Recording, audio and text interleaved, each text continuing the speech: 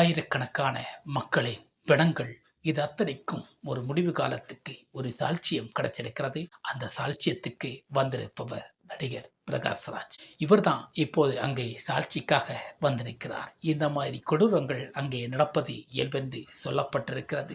இந்த கொடூரங்களின் விளக்கம் என்ன என்பதை நமக்கு போக போக தெரிந்துவிடும். இந்த தர்மசாவியில் நமக்கு கேள்விப்பட்டது போல்தான் எத்தனை பிணங்களை புதைக்கப்பட்டிருக்கிறார்கள், எரிக்கப்பட்டிருக்கிறார்கள். இதெல்லாம் ஒரு புண்ணியஸ்தலமான சில இடங்கள்ல வந்து செயல்பட்டு போரு அங்கே இருந்து ஆளை கடத்தி கொண்டு கொலை செய்யவோ, கற்பழிக்கவோ, அவர்களை இது பண்ணவோ எல்லா விஷயங்களையும் செயல்படுத்தி கொண்டு ஒரு மனிதன் இருந்திருக்கிறான்.